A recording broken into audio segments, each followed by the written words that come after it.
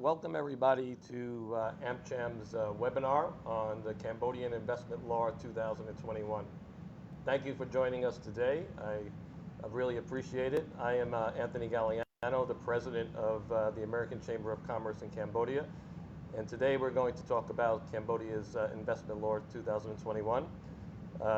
Today's guests with us, I'm really very pleased that we have Dr. Sok Siphana, who's joining us from Singapore. Probably one of the experts on this topic, and it's great really to have him. The webinar will be moderated by Ms. Rina Ang.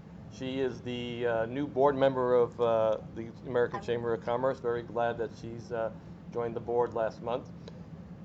Jay Cohen is joining us as well. He's also going to present and discuss some of the aspects of the law and how it applies to our members. I wanted just to hope everybody is safe during this very difficult time. We're doing webinars to try to keep engaged with our members, to try to keep informative and educational with topics that are of interest to our membership. It's a tough time for everybody, but we're doing our best to do that. AmCham is doing great. We are very financially strong. We have an increase on membership of about 40% year on year. We now have 7 advocacy committees, and this year is our 25th anniversary. So I hope as the year goes to an end that we're able to see you in person and to celebrate our 25th anniversary, because it's a very important, monumental milestone for us, and we really hope that we could celebrate it with you. I would like to hand it over to our moderator, Rina, who will now start the webinar on Cambodian Investment Law 2021. Okay, thank you, Anthony. Thank you, everyone, for our webinar today. My name is Rina Ying. As Anthony has already presented myself, I just like to turn the time to our speaker, each of our speaker, to present, to make a self-introduction. First of all, please, Dr. Sok Siphana. Well, everybody. Well, I guess everybody knows me now. I mean, Sok Siphana, and I'm the founding partner of SokSiphana&associates, but I also happen to be advising the government on mostly foreign policy in the last 10 years. But in the past, I've been attached to the CDC way back when UNCTAD was just moved, and we moved into that building there. There was no chair, no nothing. So I was privy to be part of the first investment law in '93 when it was drafted. You know, so it's quite a breath of fresh air to be back and talk about the future law investment. Yeah. Thank you, Doctor. So Jay, please. Hi, my name's Jay Cohen. I'm a partner and director of Tilleke Gibbins Cambodia office. I've been here in Cambodia since 2009.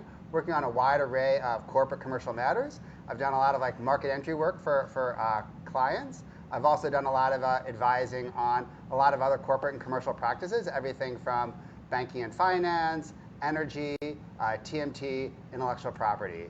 So, you know, over the years I've seen a lot of changes, especially with the transition from this old previous version of the investment law to the new one. So I'm very excited to talk to you about it today. Thank you. Okay. Thank you, Dr. Sok Siphana and Jay. Now we turn the time to Dr. Sok Siphana for his great insight on the investment law and the draft one. Please. Well, you know, like I say, when the original investment law came in '94, most Cambodians didn't even know it applied to them, and that's one thing, because at that time there was no Cambodian private sector. Let's be real about that. You know, '93, '94, emerging country. So when the law came out, most Cambodians say, well, that must be a foreign investment law. I say, no, it didn't say anywhere foreign. So it applied both to Cambodian and foreign. But the point is that the Cambodian private sector was not there yet. So then you see the evolution, so like about 8 or 9 years ago, the economy changed. So we start to amend the law, right? 2001, we amended. At that time, we're in the middle of WTO accession. Again, you have to bear in mind, whenever Cambodia is always looking for trigger point, right? WTO accession is a trigger point. Accession to ASEAN is another trigger point. So these trigger point push the government to think, we have to start, developing, amending the law to reflect the new reality. And now what we see is the same thing, is that after so many years, so you figure out 2001, so almost 20 years, right? Yeah, so it's about that. We start having the pressure to say, okay, now we have COVID from the last 2 years, right? And WTO accession effect is wearing off. ASEAN integration is getting deeper. We have the free trade with China, soon with Korea, and next year we will have the ASEP, which is going to be a major triggering point for Cambodia to start attracting investment, right? And you have the Chinese come in from the Belt and Road Initiative. So all this, and of course, mindful of the Japan also. Japan have its own strategy of the free and open Indo-Pacific as well. So all these factors, sort of like push the government to say, look, we have to move, to improve our investment law, to update our investment law, and hopefully this will be the catalyst to attract new investment. Yeah. So that would be my opening remark there. Okay. So thank you so much, Doctor, for the overview of the law and the background as well. So now we are moving to Jay for some questions. Thank you so much. So Jay, before we go to Jay, everyone, if you have any questions, please drop it in in the question box on our Facebook page live. For the question, Jay, as compared to the existing law, what the additional business sector that are likely to qualify for QIP? That's a good question. So I think when we look at, what are the additional sectors that are covered by the new investment law, if you look at the new investment law, there's a section that talks about, areas that will be prioritized and encouraged. So when you look at that list and you see what are things that are different, you see things like green energy. You see a reference to SMEs, small and medium enterprises. That was something that was never in the previous law. You also see things about research, development, and innovation. So I think these are really like things that show the direction of the new law.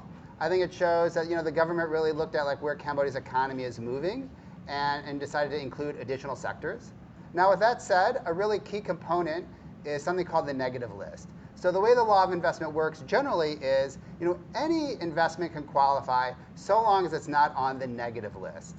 And under the old investment law, the negative list had a lot of items that related to like manufacturing, large-scale agriculture, 4 or 5-star hotels, like very large developments. So I think what will be really interesting, and this is what we really need to see, is what is on that negative list. And I think once that comes out, then it'll be even more clear how the Cambodian government has decided to prioritize those encouraged sectors.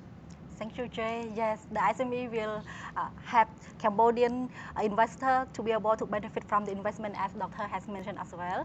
Thank you. And yeah, I would certainly agree with that. I think that's what's also great is that, as Dr. Sok Siphana said, like the law doesn't discriminate. So, Cambodians and foreigners both can take advantage of these investment incentives. Yeah, the thing that I find refreshing is that the rise of the SME, as Jay, you have mentioned, in Cambodia, 99% of the Cambodian enterprise are SME. And well, we have some tycoon, of course. We may have 30, 40, 50 tycoon, okay, at most, right? But they are not representative of the Cambodian economy. It's a small and medium-sized enterprise that need to feed into the supply chain. Because you see, you have to bear in mind that when the ASEP kicks in, right, there'll be a lot of opportunity for SME to enter into the supply chain. so that this way they say, for example, if you have an SME who have 30 hectare of rubber plantation. Yeah, okay. So and then let's say there's a big Japanese tire manufacturer coming in.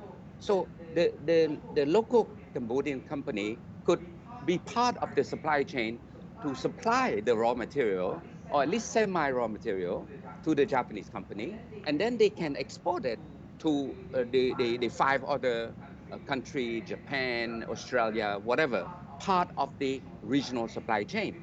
Because right now it's very low. We have barely 5% of local input, and this is something that I think would be a big boost for small medium-sized enterprise. Yeah.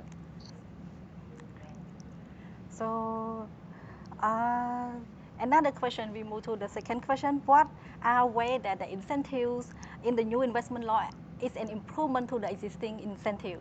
Okay, yeah, that's a really good point. And I know I also have some slides on this as well a little bit later to go through it. But I think one of the things about the previous investment law, you always had like a tax exemption from 3 to 9 years. So that has been retained in the new version of the investment law. So that's terrific. But in addition to that, after your period of tax exemption expires, for an additional 6 years, you can also get a tax exemption as well on a sliding scale. So the way that it works is, after your tax exemption expires for an additional 6 years, for the first 2 years, you would only have to pay 25% of the amount of tax due. For the next 2 years, you would have to pay 50% of the tax due. And then for the final 2 years, you'd have to pay 75% of the tax due. So that means after your tax exemption expires, let's say you owe $100 of tax. For the first 2 years, you'd only have to pay $25. And then for the next 2 years, you don't have to pay $50. For the next 2 years, you don't have to pay $75. So actually, that's a great benefit. That really improves the landscape, I think, for investment incentives. Also, I think when you look at some other things, in terms of some of the investment guarantees, there's also some good benefits there. For example, visas for family members, for minors. That was something that wasn't clear in the old one, so I think that's a nice benefit. That would be more for foreign investors who would need work permits and visas for family members. But yeah, I think that's a really positive change. Doctor, may we have your insight on those benefits, whether that will be only for the new investment project, or it will also be applicable to the existing QIPs that are already operating in Cambodia? Well, the issue is that, the government will come up with a implementing sub-decree, right? And as Jay mentioned, the devil is always in the detail. And when it comes to tax issue, Anthony, you can agree or you don't agree with me. It's a field of expertise that only tax people, tax people can handle it. And I would not advise, people to just go blindly for that, right? Hire good tax people to advise you, because the devil is always in the detail. And I can tell you, the only sure thing that will happen in our lifetime is tax and debt. and I said, like for last 10 to 15 years, I say, guys, enjoy what you have now, because as the year go by, the tax is getting more and more complicated. And let's face it, Anthony, 20 years ago, we can do most of the stuff ourselves. Now forget about it. Even me, when I start reading all these tax rules, I say, oh my God, I better leave to the tax people. Because the complexity of this rule are mind-boggling. And again, it's you against the taxman. You say, well, I'm qualified for this. But the taxman say, well, I'm not so sure because this. So anyway, what I'm saying here is that for the government side, it's a balancing test. On one side, they try to balance revenue for the state. At the same time, they try to balance also the benefit for the investor. Because bear in mind that now custom revenue is coming down very fast. With all this free trade, revenue from custom is very negligible. 20 years ago, before we joined WTO, custom revenue was very high, tax is very low. then you start to see that, and now tax revenue is here, custom revenue is here, because under the ASEAN free trade, under the China Cambodia free trade, soon the Korean free trade, the ASEP, the custom revenue, most of the items are zero. So where is the revenue coming? It's from tax and excise, right?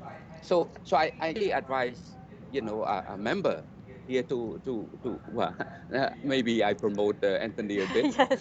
to reach to reach out to people.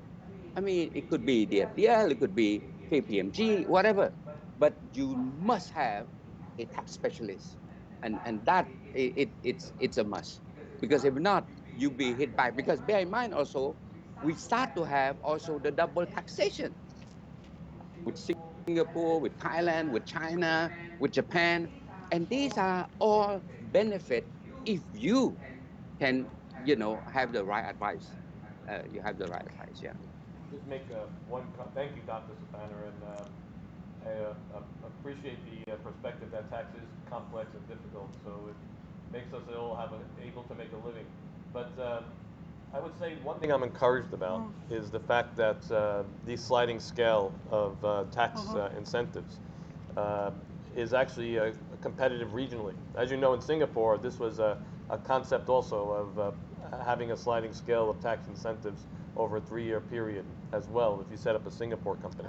So I think we have seen encouraged, I guess, the tax department, encourage the government to be competitive with tax incentives around the region or around the world. And this, I think, is a very positive step to actually have these long-term tax incentives for major projects. And that I think it also encourages investors to pay tax, because they get the tax incentive and they're not discouraged by paying high taxes in the 20% range. These are actually a very reduced scale, and it encourages investors actually to pay their tax. So it's a very positive step and competitive regionally, which I'm very happy to see. Encouraging. Yeah. Okay, still about the tax, because the incentive is mostly about tax. Okay. Okay. Well, I'll say this is sort of like second what Dr. Siphana was saying. In the new law of investment, there's a lot of references to the law of financial, laws of financial management. So basically, in the draft law, it acknowledges that there will be future regulations coming out. The law of financial management often amends the tax laws. So I think we'll definitely have to look to see how some of these tax laws are amended in the future. Well, let me add this to Jay, right? The annual financial law, it's basically an annual law that I would say the government is looking for what are the issue that year, right? So take, for example, the COVID case, the last 2 years, right? They come up with various measures to support, but it's from the annual financial law. And but to me, I want to say it's a bit worrisome in the sense that you don't know what will be in that annual financial law, right? So that is one issue that I want to caution that the investment law as it stands is only 43 some article. It's basically a framework agreement. It's a framework agreement. It's only so much you can analyze from that 12th chapter. The detail is in the annual financial law, right? And that's where we have to be following up all the time.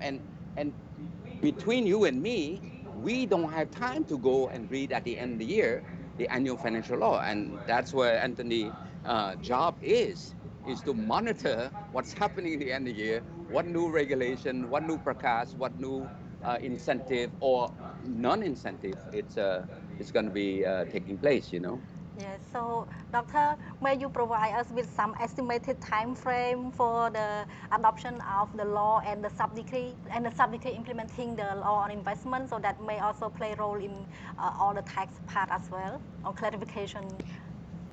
I suspect, by the end of the year, the law will be pushed through Parliament when the Parliament reconvene. Yeah. So I'm quite optimistic.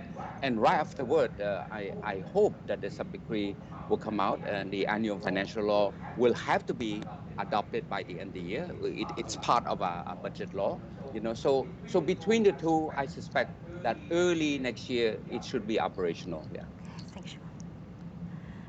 So you have any questions Yeah, regarding this? if I could have a question, Dr. Siphana, how do you feel that the potential new adoptions will make us more competitive for investors in the region, as opposed to our neighboring competitors, Vietnam, Thailand, now Laos? How does this help us to be more competitive as a country?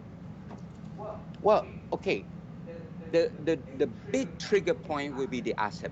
Okay, the ASEP, the Regional Comprehensive Economic Partnership, it's only second to the WTO, and it's a mega free trade between ASEAN country and so China, Japan, Korea, Republic Korea, Australia, New Zealand, right? So ASEP will be the main driving force, because from there, most of the economic activity, the relocation of industry, the moving of the industry will be all around that, because they're looking to say, where do we tap the next source of growth? How do we move our industry to take advantage of the rural origin, for example, right? Because, say, for example, many Chinese companies will be coming to Cambodia under the ASEP, because now they have access to the US, for example, not as Chinese company, but as Cambodian company, with the US-China tension, for example, right? And there could be also some company moving, Taiwanese company could be moving to Cambodia, because Taiwan is not part of the ASEP, right? So ASEP is a big game, right? So Taiwanese company could come to Cambodia, put everything together, and then ship to Japan, ship to China under a ASEP, framework agreement. So I think, and that's why you see in a lot of this incentive, is all about giving incentive to this new industry, right? Research and development for sure, right? What else that the sort of like the fourth industrial revolution, all this technology, it's all part of this new trend, and that's why I think, for me, I would put all my money on to implement the ASEP. Yeah, it's a lot of trade diversion. A lot of trade diversion. Yeah. Do you have a presentation? Have any questions?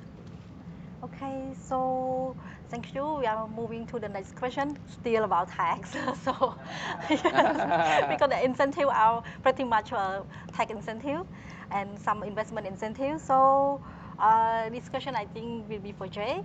So, would the investor be able to receive dividend during the tax holiday without having to pay any tax, free of tax?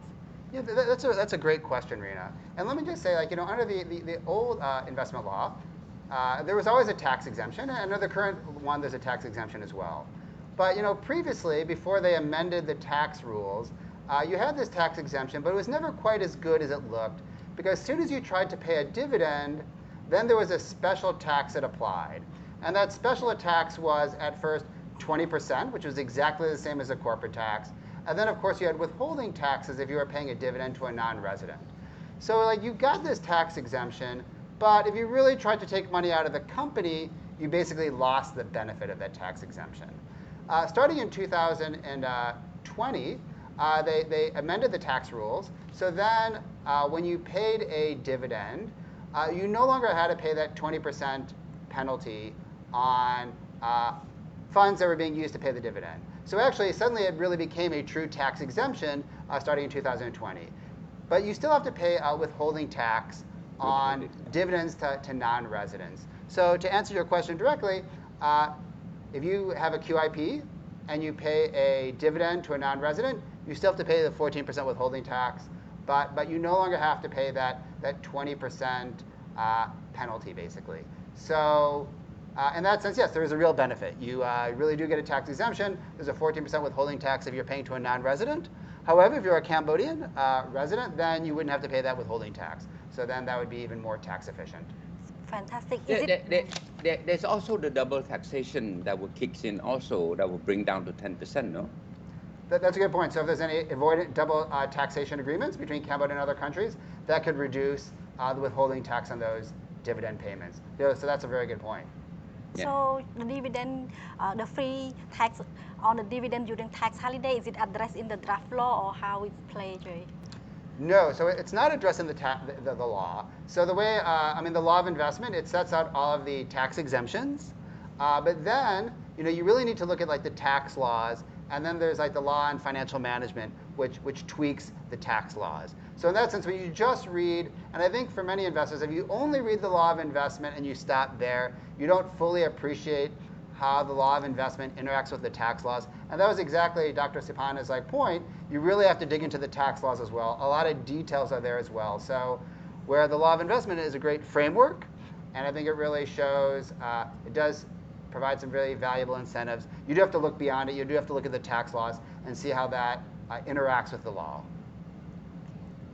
Do you have any question regarding the dividend?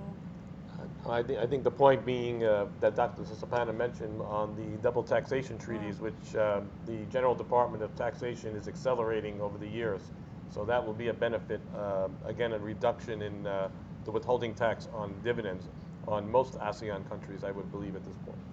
Yeah, and that also leads, I think, towards like structuring it. So I think if you're like an investor and you're looking at coming into the Cambodian market, that goes to like structuring considerations. Like if you want to like invest through a holding company, or if you have like a base in one country that has a avoidance of double taxation agreement with Cambodia, then it'd be more preferential to start your investment from there as opposed to some other country. I think now we have double taxation with Singapore, with China, with Japan, with Korea, and a few other countries. I think 8 countries. Yeah, and 2 more will be enter into force next year or so. So it's about 10 years. Perhaps, Anthony, you can start working on the U.S.-Cambodia avoidance of double taxation treaty. Well, I think with the U.S. now being the largest export market for Cambodia, we have to really start thinking about that. How we could take advantage of encouraging U.S. investors actually to come here and doing more production here. So I guess that would be my question. We are the American Chamber of Commerce, and we're really keen to see more U.S. investment, more U.S. interest in investing in the country, whether it's manufacturing, real estate. We're seeing a lot of tech and digital investment coming into the country. That could be done from far away rather than having tangible offices here. So how would the investment law in general encourage U.S. investors to come here and actually put a footprint here? Because that's probably what we're lacking with some of these companies that we have that are big players in Cambodia. Facebook is a huge player. Amazon's a player. Disney is just coming in with their streaming service. But a lot of these companies really don't have a footprint here. How do we encourage, through these investment laws, to have these big digital tech companies come in and put a footprint here? Well, okay, before I answer that, I want to say that the GSP, the extension is on, so I think Congress, the U.S. Congress is working on that, so they will extend, I think, it's supposed to be 6 years, but I think they're going to do only 4 years for now, yeah. But that will keep our garment and footwear and the in the travel bag, industry afloat, right? So that, I would say that's our main business with the U.S. Because from my perspective, Cambodia look at the U.S. more for market access, European also for market access, for this garment, footwear, and travel good. China is now start to see agriculture, right? Because agriculture is heavy. So the closer the destination, the better, right? And you have to bear in mind with the COVID, the shipment container price have gone up 10 times. 10 times. What used to cost $2,000 or $3,000 per 40-foot container now go to $30,000, $40,000. So it's quite worrisome, the trend of the global supply chain there, right? But again, I would say Cambodia economy is basically looking at these three major markets for differentiated export. Unfortunately, Anthony, your hope to attract big American company to Cambodia, it's a bit difficult because I'm in Singapore, okay? And I can tell you, Singapore is the hub. Singapore is the hub of all the multinational in the region. And from there, from Singapore hub, they will expand to Cambodia, to Laos, to whatever, right?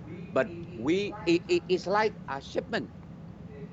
The ship that leave Sihanoukville go to Singapore, for the mothership. We have a feeder. We are only a feeder port. So from this investment perspective, I think we have market access. I'm happy. Because, for example, big company who are established in Singapore, they will have no incentive to come to Cambodia because the market is so small, right? And the reach into the local market, it is negligible in terms of global market access, right? So I think if we can keep just this market access for travel good, for GSP, I'm happy. I'm happy. I really want to compete with Thailand. I'd like to see some more manufacturing here. If you look at the southern belt of Thailand, there's a lot of international companies. There's a lot of American companies who are doing manufacturing in Thailand. I think the excuse in the past has been infrastructure, but that was I believe, that's no longer really a valid excuse. Cambodia has really improved its electricity, its roads. Great job by the Ministry of Transport to get and continuing to do a great job to improve our infrastructure. So now that we have changed the dynamic over the years of having the infrastructure in place, the electricity power in place, although still expensive, there's a way we can do incentives there as well for bringing manufacturing. I think Cambodia still can attract more manufacturing. We're in a dependence on a sunset industry, which is the garment industry. It's always been called the sunset industry, and it's a very competitive, low-margin business. Manufacturing of cars, we're doing obviously bicycles and motorbikes now, but we need to really upscale that. Is the investment law considering that now and in the future, that how we can actually compete with Thailand, with this being a big manufacturing hub? Well, the list of the sector that are under covered for incentive are there. Anything to do with the fourth industrial revolution, e-commerce, electronics, all these things are part of the future, and smaller, high value, and this is where I think it will cover. So I think in the future, if you are able to attract, I would say, American company based in Singapore. No need to go to America. No need to go. So there are 3,000 multinational in Singapore already. If you're gonna lead a trade delegation, come to Singapore and ask them to just shift some of their operation. And let's face it, there are a big opportunity to divert from Myanmar. From Myanmar, you can operation that just been closed down in Myanmar, they can relocate to Cambodia. Yes. Okay. So, to benefit from, before we go to the registration process, so regarding the incentive, is there any other incentive, investment incentive besides tax for a company to be a QIP under the new draft law? There are some other incentives as well. So they also have like accelerated, so you actually, when we look at the incentives, there's actually two packages you can choose from. One package is tax exemptions. The other one is accelerated depreciation.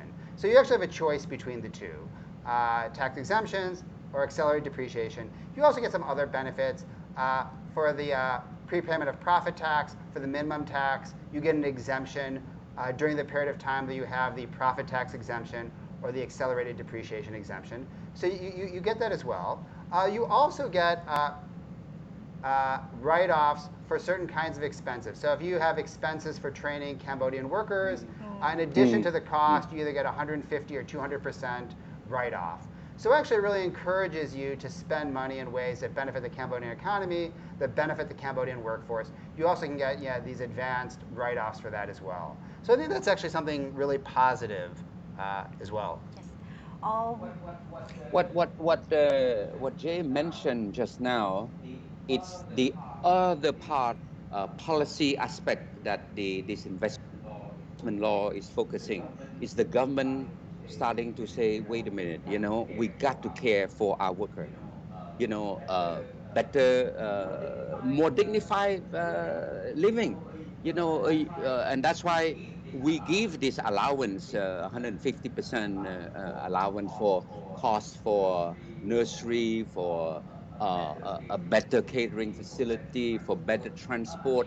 I mean, you and I see already when we drive to pass the airport along this road full of garment industry. You see how a Cambodian worker are piled up in this van, at the end of the day, go home in the morning, come back to work. They all like stuff like, I mean, I don't want to say the word inhumane, but I think it's about time that the government now to say, okay, we will give incentive for you guys to have a better transport, right?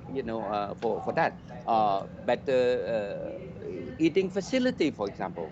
And I think the Japanese are leading that.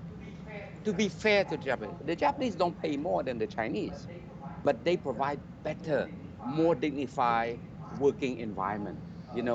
A good catering place, a good infirmary, a good, I would say, working condition. People wearing, particularly in the electronic thing, they're wearing gloves, that sort of thing. And I think these are a good sign, right?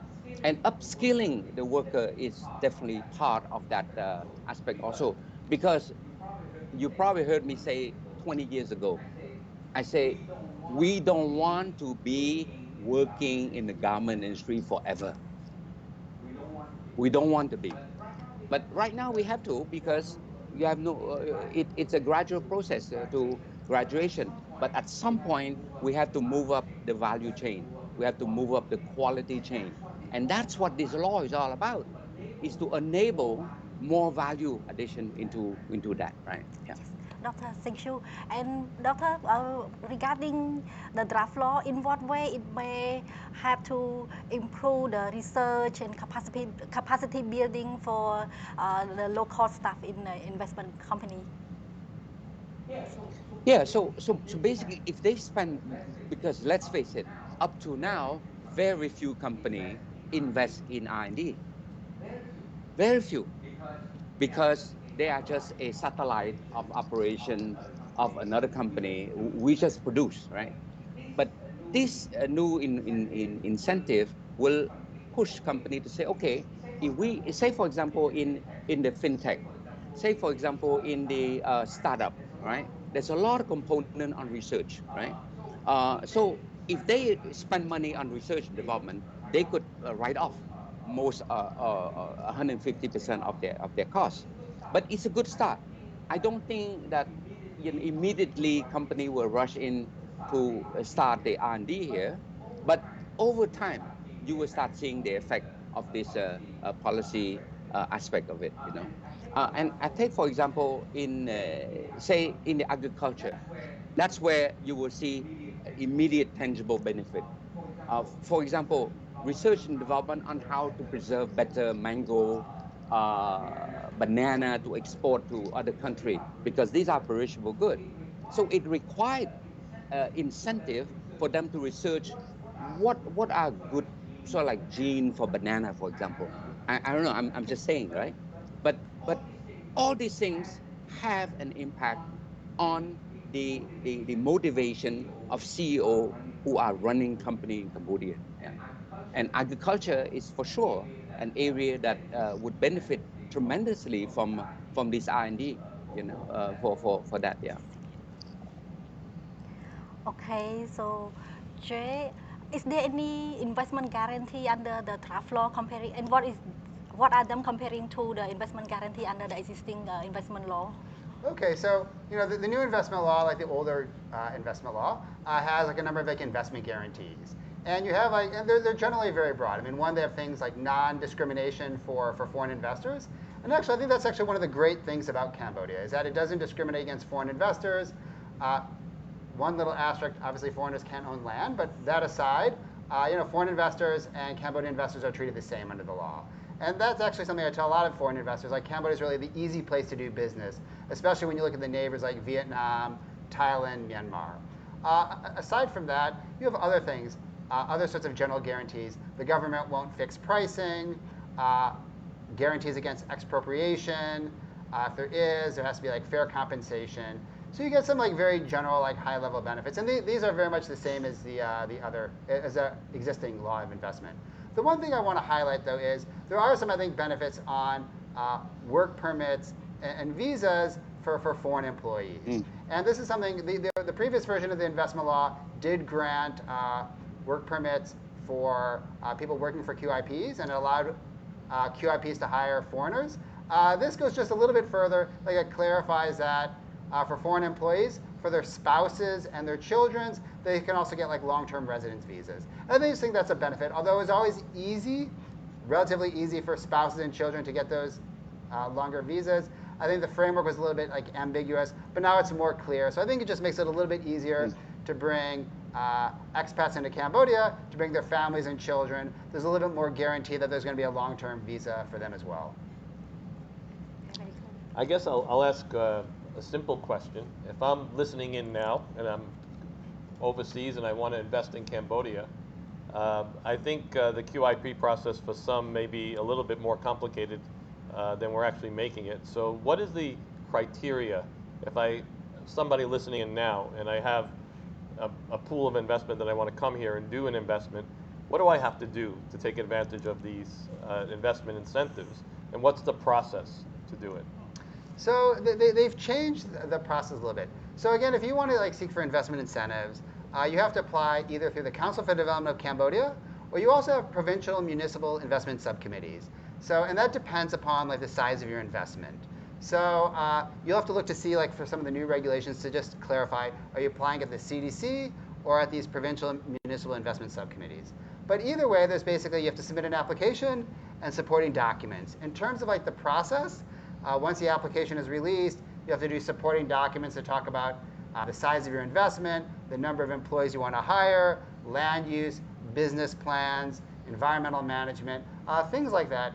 You submit that to the CDC, and then under the new law, the time frame is supposed to be 20 days, where they issue you a registration certificate. Yeah. So actually, it should be a pretty efficient process to submit and to get those incentives. And people are going to ask, what is the minimum sort of investment that you'd be looking at to do it's a QIP, correct? So that's, I think, really the hot question. So under the current law of investment, if you looked at the negative list, so the negative list really set the thresholds. And they would say things like, if you want to set up a factory, you can always set up a factory, but if you want a QIP, the minimum investment has to be, say, $2 million. So that's where you really need the negative list to let us know what are those minimum thresholds. And what's so interesting about the law of investment is when you look at the encouraged areas, they did mention SMEs in priority sectors. So that actually seems to suggest for some sectors, at least the thresholds might be relatively low where an SME could hit it. $2 million, I think, for some SMEs may be a little high as an initial investment. Well, absolutely, and that's where, under the law of investment, they need to reissue the negative list, and they say that they will. So it's hard to speculate exactly what that dollar amount will be. I'll just say under the current law of investment, the thresholds are generally around, I think, 300,000 at the low end, up to maybe 2 million. So I think we really need to see, and that's where Dr. Sok Siphana was very clear. The devil's in the details. Yeah. So you have this new law of investment, but you really need to see the negative list to understand where those thresholds are. But because they reference SMEs, I'm a little bit optimistic that those thresholds will be reduced. And the capital requirement, is it have to come in immediate? or is it just deposit and withdrawal? See, because it's a little tricky sometimes with the ministries how they expect you to inject capital over time. So it's not clear in the new law of investment. They don't specifically address that, but like previously, for a QIP, you actually had to bring in, I think, at least like half initially. So there was more requirements to actually like bring in that capital and then to like evidence that. Where typically, if you set up a company in Cambodia, you don't have the Ministry of Commerce or the General Department of Taxation looking over your shoulder to really check to see if you've brought in that capital. But there were more requirements for like the QIP process. And of course, the really difficult question is it costly to become a QIP through the CDC? Is it? I mean, to register a company in Cambodia now is pretty cheap. I mean, the government charges are just $500, right? There's always obviously agent charges or legal charges as well, but the receipt from the MOC and the GDT is about $500.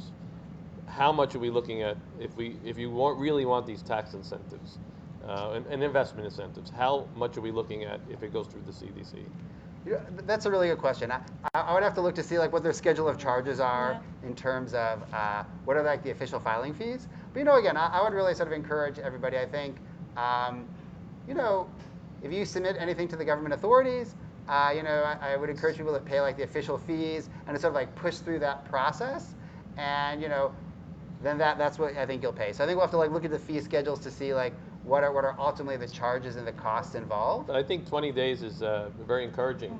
It's now on, I believe it's on the online business registration system that you could go through to apply for QIP as well. So I hope the cost came down a little bit, because that has been a little bit of a disincentive to go through the CDC. Well, that I can imagine. I think hopefully, hopefully everybody will adhere to like the fee schedules, and that'll be the cost. I mean, that's what the legal profession's here for, to guide people through this. Absolutely. And, so that's important. But you at least I have seen that the process has gotten better for sure, and the fees have reduced in terms of the government fees. Okay, well that's very positive then. Doctor, in terms of policy for SME, could you please share with us whether to apply for QIP, SME shall go to the CDC or the provincial and municipal subcommittee, or it depends on the industry? It doesn't matter if it is a SME or not. Well, like Jed said early, the devil is in the detail, right? Of course, the level of the threshold is very important, because at a certain level, I think in the old law is like 2 million. You go to the provincial, municipal, provincial administration, and above that you come to the central, which is Phnom Penh, right? I'm pretty sure for the SME, the threshold will be much lower, right? Definitely, because SME by default are local, are Cambodian. I don't foresee an American company coming as SME. I don't foresee that, right? Maybe for Frenchmen, because we have a lot of French coming to simply settle their small business. But I would say, not joking about this, but for American company, this criteria would not qualify, because if they come, they be big, right? So SME by default is local company. Even if you look at the stock market, the stock exchange, right? We even come up with special regulation to qualify the SME at some point enter the stock market as well. So I think the future will be more, how do the government find way to help SME enter into the stream of commerce, enter in the stream of investment. That's I think that's where the direction is. How they do about it, I think, let's face it, in Cambodia, we all go through for last 30 years, and I've been here for 30 years.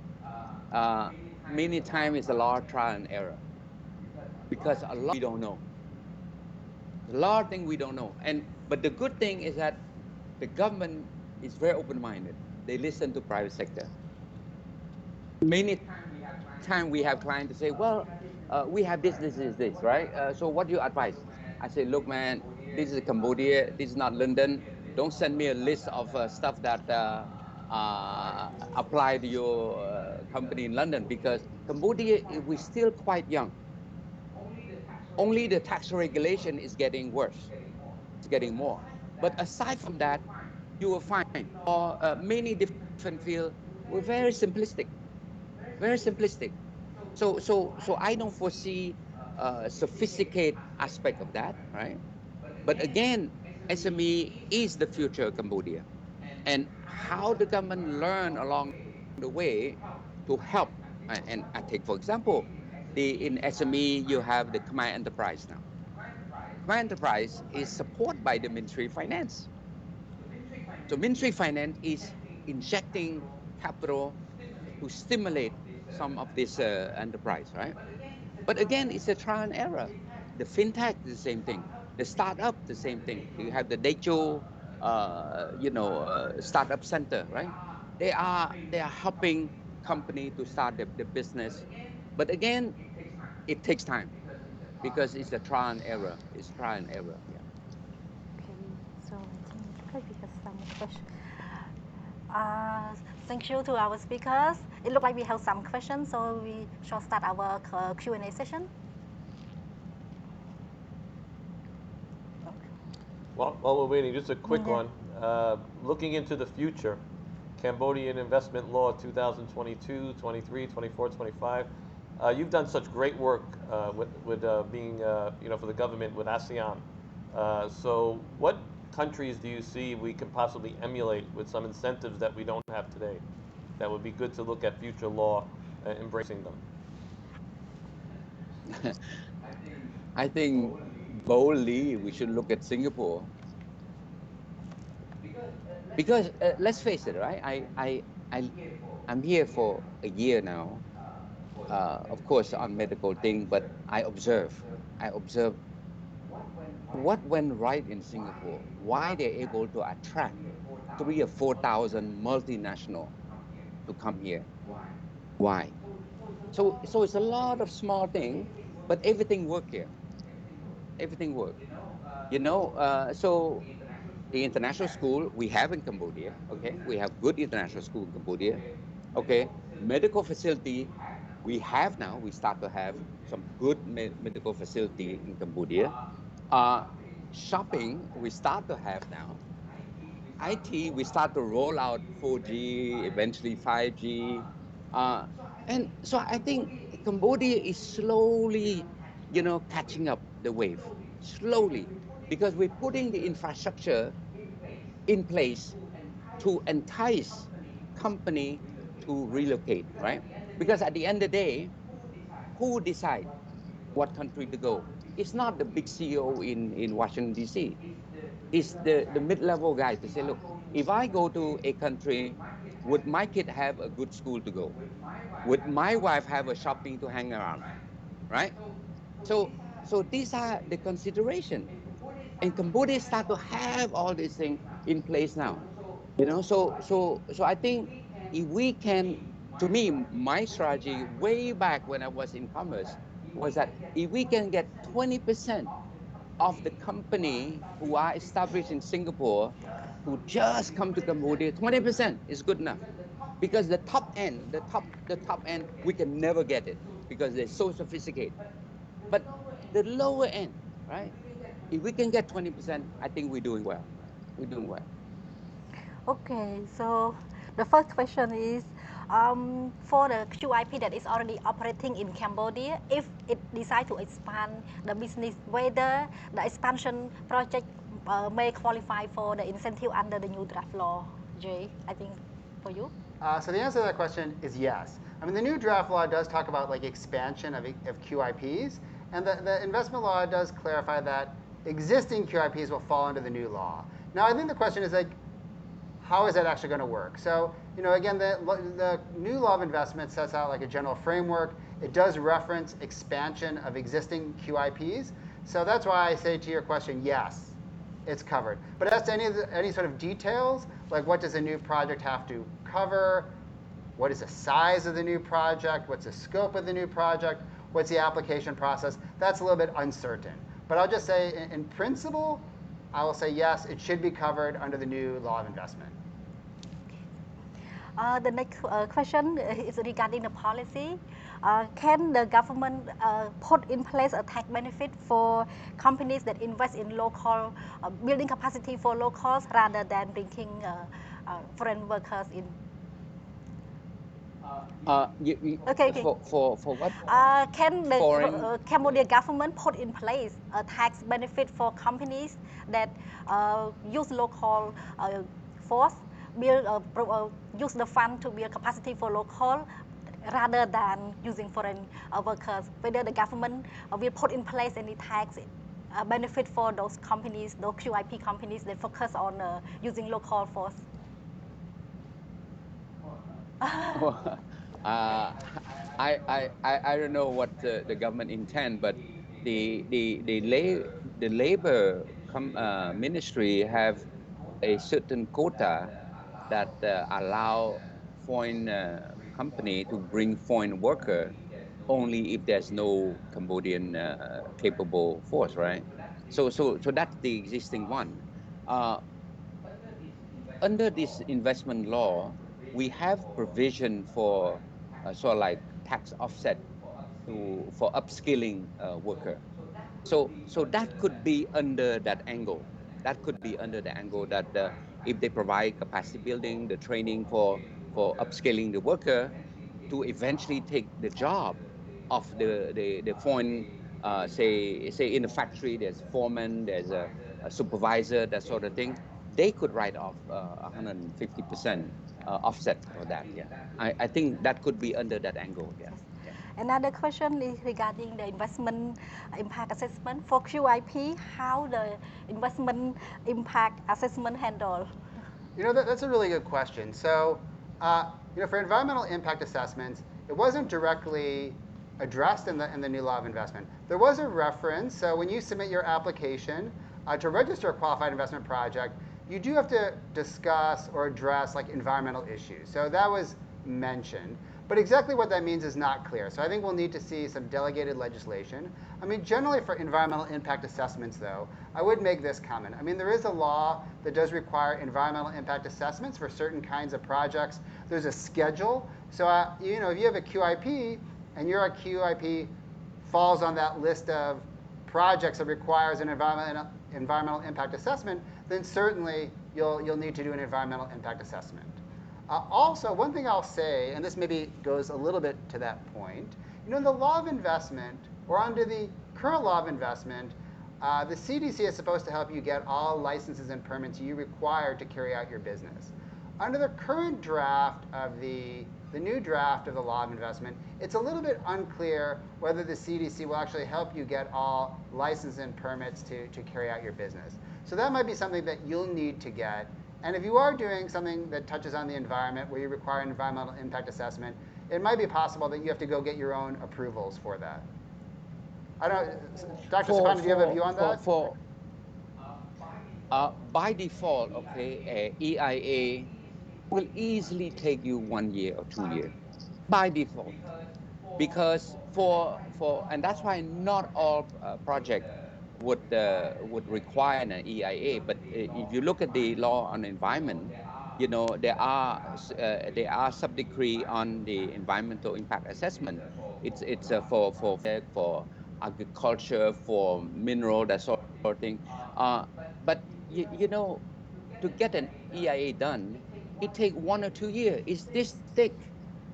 It's like it's so technical, So I think it should not apply under normal, say, for example, investment thing, right? But I am sure that when it comes to big project that fit under the list of the investment sub-decree, there'll be a requirement there. And again, normally they would not require right away. Normally, so they would approve it, and then pending say a year later on, they have to submit the environment. Because, for example, if they do, say, a project on mining, for example, right? So they may have the approval to start the mining project, but it is a sensitive issue, It's a technical issue, and only a few company can do it in Cambodia. Only a few company can do it. Yeah. So another question from our audience, Sochita. How does the investment law promote e-commerce ecosystem in Cambodia, Doctor? Well, it's under the investment incentive right there. You know, the e-commerce, it's technology, the fintech, all that things is supporting that, right? We have an e-commerce law, and you know, it's something that also it's quite new. We keep seeing new regulation coming out, sub-decree, prakar coming out, how to regulate certain sector, that sort of thing. But I would say this is a sector that will have a lot of traction in the future. Um, Again, how do we, you know, determine what are the incentives for that? It's something else. But there's also the issue of taxation, Anthony. You know, on this because you remember about a few months ago, the G20 came up with this arrangement to tax all the big you know giant you know e-commerce company. I think it was a flat 15% or something like this, right? And eventually Cambodia will have to be part of that also. I think to the point of that, there were a lot of companies overseas doing business in Cambodia, and Yeah. those companies were collecting revenue in Cambodia, but weren't actually being taxed on that revenue, which was, I think, a substantial leakage to the country. Yes. And I Yes. think the application of VAT on these overseas services that are being done in Cambodia, consumed in Cambodia, is going to help the country a lot. And I think it's absolutely it's essential. It should happen. You can't come in the country and do business with Cambodians and be exempt from paying taxes when you have somebody that is in the country doing business and paying taxes. So that's being implemented. It's still in early stages, but those companies that are, particularly online e-commerce companies that are doing business here, will now have to register for tax and charge VAT. And with the need to collect more tax given the situation with the economy, I'm very encouraged by this new law that will help the national coffers. That's a good point. It's a good point. Okay. Moving to the next question from Sala. Is there any special tax incentive for renewable energy projects? So the answer is possibly yes. So when you look at like the sectors in the new law of investment that are encouraged, there's a specific reference to renewable energy. So I think that's a really positive reference. When you look at the investment law, when we talked about the investment incentives, there's another category in there that basically says that the Cambodian government, if there's any sort of priority sectors, the Cambodian government can also give incentives for those sorts of priority sectors, even though they're not like otherwise mentioned in the law of investment. So I think it actually gives like a lot of flexibility in the law of investment for the government to, you know, decide that certain areas should get incentives, and then to craft incentives for those specific projects. So it also references another law, financial management. So I think we'll have to see the details like how that will work.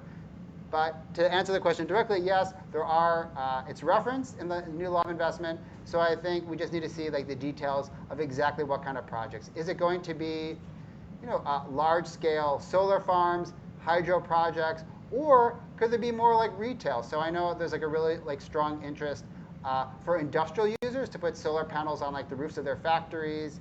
Retailer solar, is there going to be any incentives there? It's a little bit uncertain. We're going to have to look to see the negative list to see if those projects will qualify. But I think it's great that the government acknowledges that, you know, renewable energy is going to be part of like the mix, and that needs to receive incentives under the law of investment. Well, the trend in the European country is, and here I'm talking about the European Parliament, the European Commission, are starting to make some voice on companies who are benefiting from the trade preference and not using renewable energy. So I think at some point in the near future, they will start to enforce, you know, the use of renewable energy. and that will force us, to start giving more incentive to company to use renewable energy, because it could be one way of the climate change aspect. You've seen in recent months the catastrophe, the disaster arising from climate change, and I'm quite certain that the EU will start enforcing radically this climate change aspect. So if they start enforce, uh, garment and footwear factory have no choice but to justify to say that they are using, not all, okay, because not all energy are quality industrial energy, right? Renewable energy only drive a certain aspect, portion of the factory, not the big machine. The big machine, they need fossil fuel. They need the normal fossil fuel energy that we are using every day, right? But the renewable energy can help with the lighting, with the small stuff, right? But at some point, there have to be a mix, have to be an energy mix, right? And then this way, company, garment, footwear can say, look, we have a strategy on zero carbon, or at least minimum carbon, something like that, right? But for sure, it would be in there, yeah. Question from Sambat is the 1% income minimum income tax applicable during the tax holiday for the QIP company under the draft law? Yeah, so during if you have a tax holiday, or if you've selected the accelerated depreciation, during the term of either one of those benefits, you get an exemption on the minimum tax and the prepayment of profit tax. So that is a good benefit. To avail yourself of those exemptions, there's also a requirement to have audited financial reports. But I think pretty much most QIPs would be required to have audited financial reports anyways, just due to the size and scope of their business. So moving on to another question from Randy. Are there any different criteria applicable for different sectors? For example, the example that he gave, banking and financial versus real estate or construction. No, so the question for Jay. Okay. Okay. So I think when you look at that, let's take the tax exemptions. It says it's from 3 years to 9 years. So one of the questions people often ask is how do you know what you're getting? Are you getting 3 years or are you getting 9 years? Well, you know because there's a separate regulation under the law of financial management typically that will then set out for different kinds of investments in different sectors how much of an exemption you're going to get. So for some investments at a certain threshold, you might get 3 years. If you do a really giant investment in certain sectors, you might get 9 years. So I think as to that question, will different sectors get different incentives? I mean, all the incentives are listed in the law of investment, but depending, the length of your exemption will depend upon your sector and the size of your investment. And then again, as I mentioned, there's a bit of that catch-all that allows the Cambodian government for certain specialized projects to craft different kinds of incentives. So it is possible that certain kinds of projects will get some other incentives that aren't specifically listed in the law of investment today. Yes, I think we are good with our question from the audience. So Anthony, you have any questions? So okay, we are good for today. Thank you so much to our speaker for your presentation today. And as the draft law has not been promulgated yet, we hope to have a subsequent session after the law is adopted, and another one after the implementing sub-decree is issued as well. So thank you everyone. Thank you. Thank you. Yeah.